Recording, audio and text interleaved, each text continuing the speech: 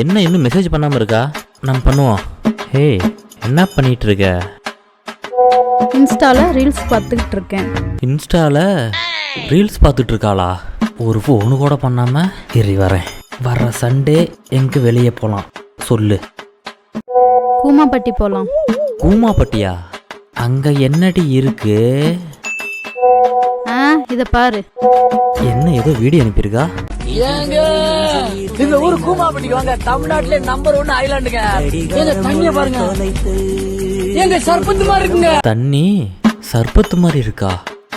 சரி, அங்கேயே போகலாம். உனக்கு ஏதாவது வேணும்னா சொல்லு, வாங்கி வைக்கிறேன். எனக்கா?